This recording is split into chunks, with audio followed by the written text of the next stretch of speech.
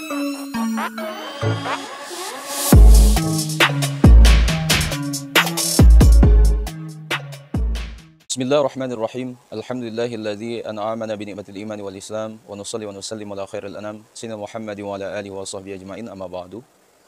Azabiku semua, perkumpulan Muhammadiyah itu didirikan pada tanggal 18 November 1912 dan baru mendapat persetujuan dari Gubernur Jenderal Belanda di Jakarta pada tanggal 22 Agustus 1914. Itu seorang Sayyid Abdullah bin Alwi Al-Attas, seorang staf Jamiat Khair, sangat berperan dalam usaha Kiai Haji Ahmad Dahlan menghadapi kegiatan misi dan zending di Jawa ini. Ia memberikan bantuan keuangan untuk berdirinya perkumpulan Muhammadiyah. Asabiku semua yang rahmati Allah, memang pada awalnya perkumpulan ini didirikan sebagai reaksi terhadap kondisi umat Islam di Hindia Belanda, terutama di Jawa. Ketika itu yang dinilai tidak mampu menghadapi tantangan zaman karena lemah dalam berbagai bidang kehidupan. Azabiku semua, menurut Buya Hamka, ada 3 faktor yang melemahkan umat Islam yang dinilai Kiai Haji Ahmad Dahlan agak memprihatinkan, yaitu keterbelakangan atau kebodohan, kemiskinan, dan kondisi pendidikan Islam yang sangat kuno, sehingga tidak mampu mengantisipasi dan bersaing dengan sekolah-sekolah misi dan zending.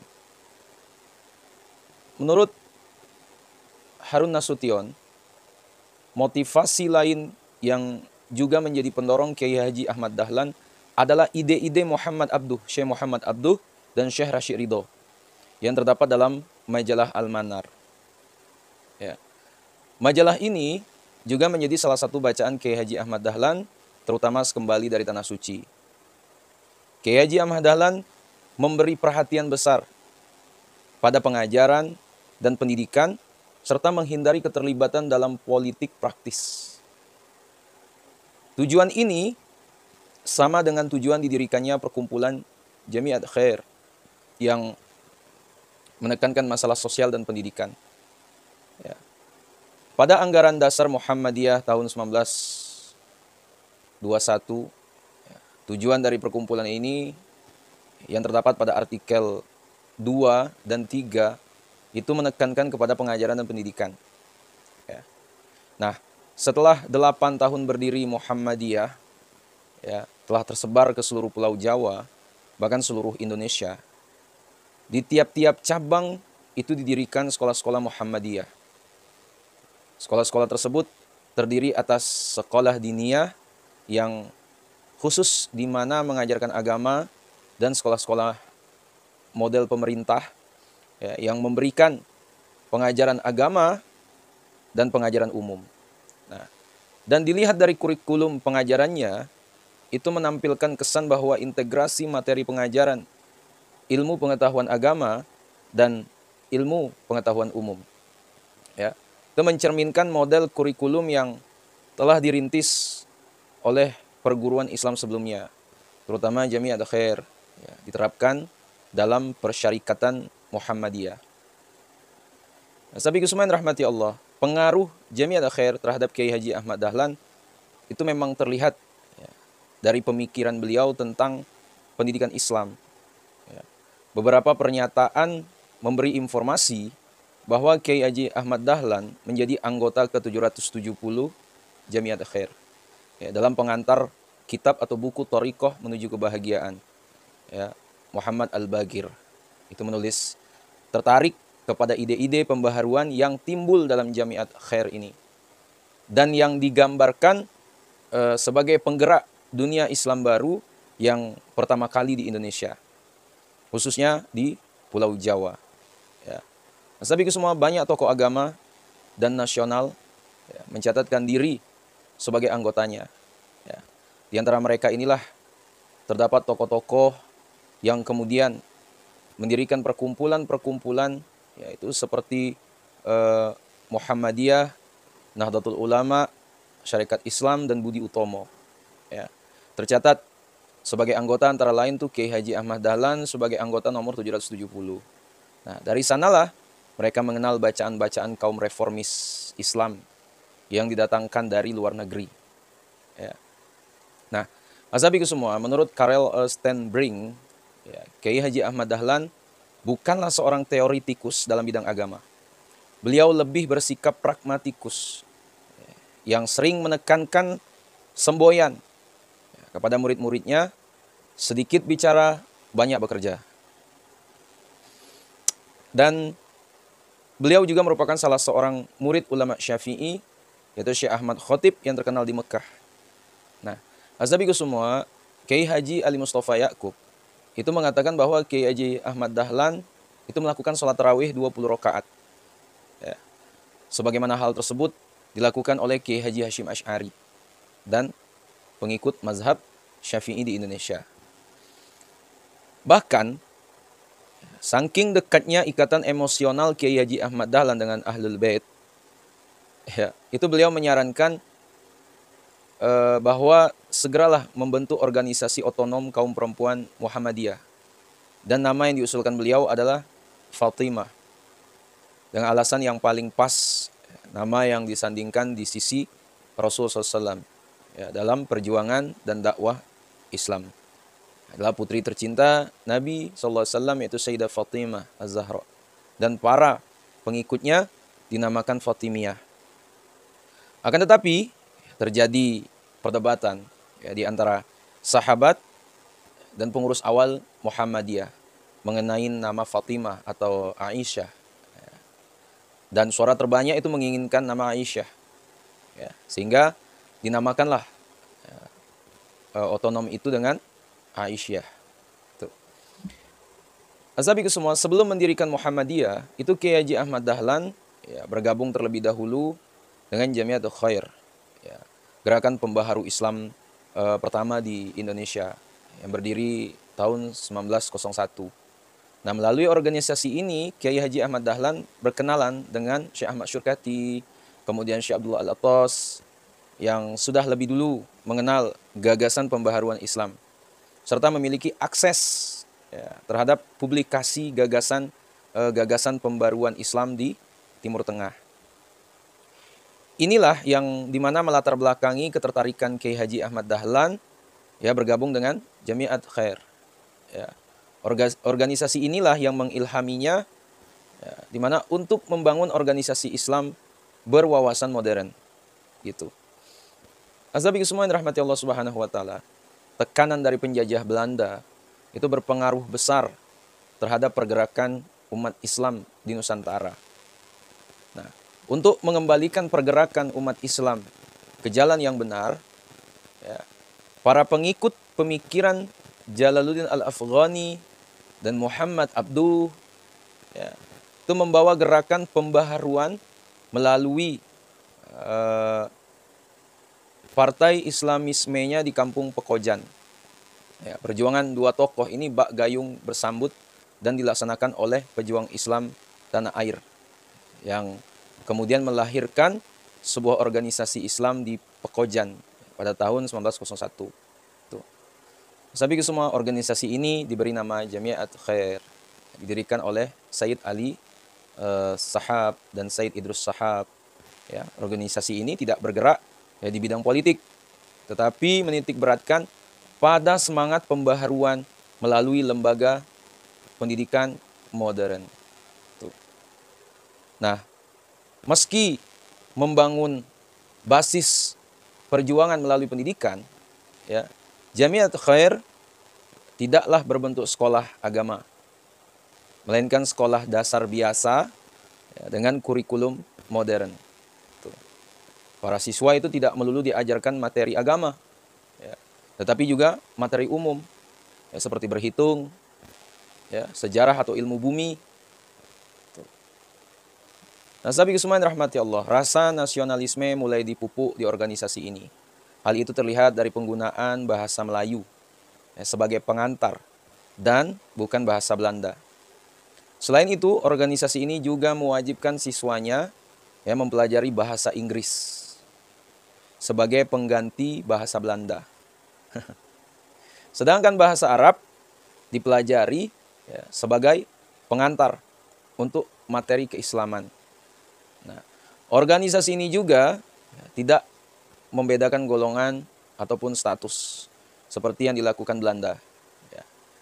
Ini lantaran siswa yang belajar tidak hanya golongan keturunan Arab, tetapi juga warga Bumi Putra.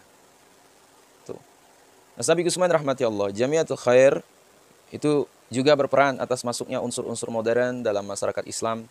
Ya, misalnya keberadaan anggaran dasar, daftar anggota, rapat-rapat berkala, dan mendirikan sekolah ya, dengan cara-cara modern. Nah, kelak di kemudian hari, organisasi ini menghasilkan tokoh Kiai Haji Ahmad Dahlan, pendiri Muhammadiyah, dan Hos Cokroaminoto, yaitu pendiri Syarikat Islam, dan organisasi keislaman lain ya, di negeri kita tercinta ini di Nusantara. Nah, sahabatku semua, wawasan keberagamaan Kiai Haji Ahmad Dahlan itu mengedepankan sikap inklusivitas, ya, pluralitas dan relativitas dalam memandang sebuah pemahaman kebenaran. Ya, kepribadian Kiai Haji Ahmad Dahlan ini sangat mewarnai corak penampilan Muhammadiyah pada fase-fase awal. Ya. Dan sahabatku semua rahmati Allah, dapat kita cermati bahwa Kiai Haji Ahmad Dahlan merupakan orang yang terbuka, respek, toleran, moderat, dan serba ingin tahu.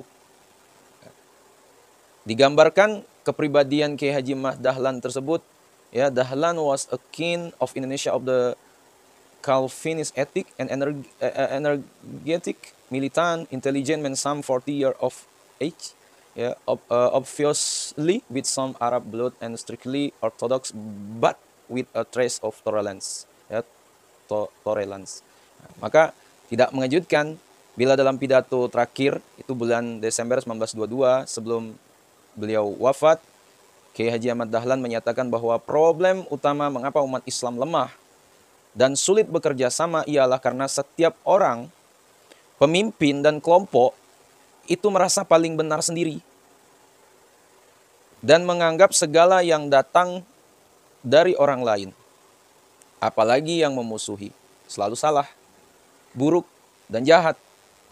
Ya.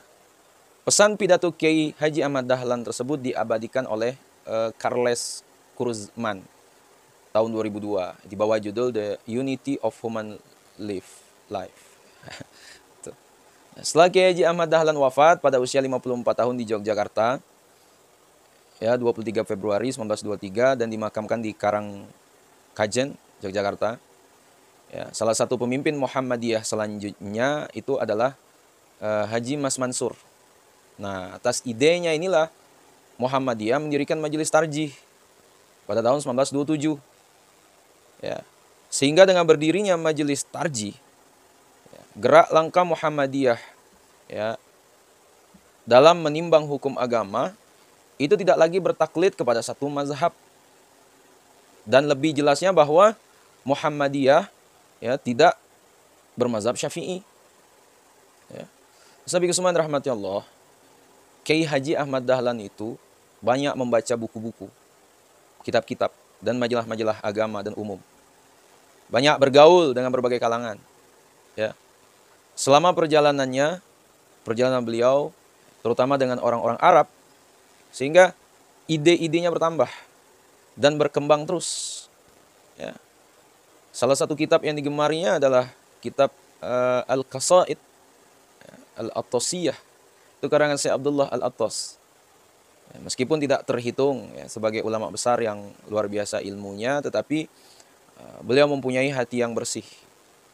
Berjuang karena Allah semata, jauh dari sifat takabur dan ujub, jauh dari kecintaan terhadap kemewahan dunia, dan menghindari perdebatan masalah khilafiyah yang dimana tidak membawa manfaat. Beliau meninggal pada tahun 1923. Selama beliau hidup ini, Muhammadiyah mengalami masa yang tentram dan damai, jauh dari hiruk pikuk perdebatan, masalah-masalah khilafiyah. Ya. Sahabat Usman rahmati Allah, setelah Kiai Haji Ahmad Dahlan wafat, ya, perkumpulan Muhammadiyah itu disemarakkan banyaknya diskusi-diskusi keagamaan oleh anggotanya, ya, baik secara pribadi dalam pertemuan-pertemuan, ya, maupun melibatkan perkumpulan seperti yang terjadi pada Kongres Islam di Surabaya itu tahun 1924. Topik utama yang didiskusikan dalam kongres ini antara lain adalah masalah ijtihad di seputar ajaran Muhammadiyah dan Al-Irsyad. Ya. Di antara keputusan penting yang dihasilkan dalam kongres ini adalah bahwa Muhammadiyah dan Al-Irsyad tidak sama dengan orang-orang Wahabi. Bahwa kedua organisasi ini tidak dianggap menyimpang dari mazhab-mazhab hukum Islam. Dan mereka yang melakukan tawasul tidak dianggap kafir. Nah, setelah terjadi perdebatan panjang, hangat, dan tajam dalam kongres, ya, para pemimpin muslim yang hadir sepakat bahwa pintu ijtihad masih terbuka dan dapat dilakukan oleh mereka yang memahami bahasa Arab dan menguasai teks-teks Al-Quran dan hadis, ya, menguasai ijma' ulama, mengetahui para perawi hadis dan riwayat mereka, dan mengetahui alasan-alasan asbabun nuzul turunnya Al-Quran dan dikeluarkannya matan-matan hadis, ya, atau asbabul wurud. Nah, azabi kesemuan rahmati Allah, Muhammadiyah selalu terbuka dan terus berkembang, ya, sampai saat ini, termasuk dalam hal keputusan tarjih, ya. Hal ini karena dalam penentuan sebuah keputusan tarjih diambil dengan cara mencari yang paling kuat dasarnya. Bahkan bisa terjadi tidak sejalan dengan praktek yang dilakukan pendirinya, ya, Kiai Haji Ahmad Dahlan. Ya, sahabat kesemuan rahmati Allah, demikian dikatakan Dr. Yohanar Ilyas, ya, di tengah pengajian mahasiswa itu pada Kamis tahun 2008 di kantor PP Muhammadiyah Jalan Cikditiro, Yogyakarta. Ya. Menurut beliau, ya, Kiai Haji Ahmad Dahlan pada masa hidupnya banyak menganut fikih mazhab Syafi'i, termasuk mengamalkan kunut dalam sholat subuh dan sholat tarawih 23 rakaat. Namun setelah berdirinya majelis tarjih, ya, pada masa kepemimpinan Kiai Haji Mas Mansur, terjadilah revisi-revisi, ya, setelah melakukan kajian mendalam, ya, termasuk keluarnya putusan tarjih yang menuntunkan tidak dipraktekkannya doa kunut di dalam sholat subuh dan jumlah rakaat sholat tarawih yang 11 rakaat. Ya. Ini wujud keterbukaan Muhammadiyah yang tidak fanatik, tegas Dr. Yohanar. Ya. Dr. Yohanar Ilyas itu lebih lanjut berkisah bahwa dahulu ketika Kiai Haji Ahmad Dahlan muda itu bermukim di Mekah, sempat belajar kepada Syekh Ahmad Khatib yang saat itu juga bersama Kiai Haji Hashim Asy'ari, yang kemudian menjadi salah satu pendiri Nahdlatul Ulama. Ya. Karena Kiai Ahmad Khatib adalah seorang ulama yang bermazhab Syafi'i, maka praktek ibadah Kiai Haji Ahmad Dahlan, ya, itu banyak yang mengikuti fikih mazhab Syafi'i.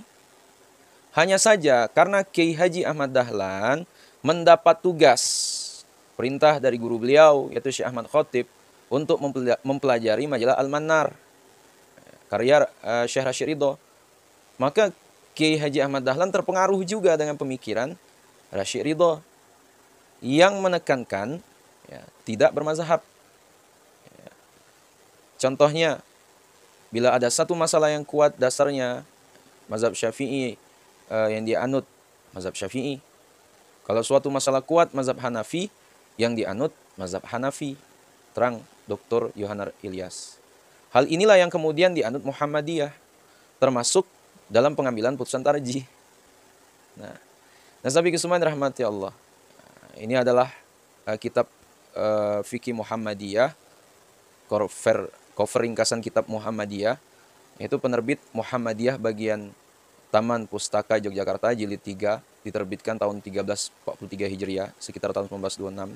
Ya, buku kitab fikih jilid telu yang dikarang dan diterbitkan oleh Muhammadiyah. ya, bagian Taman Pustaka Yogyakarta yang terbit tahun 1343 Hijriah.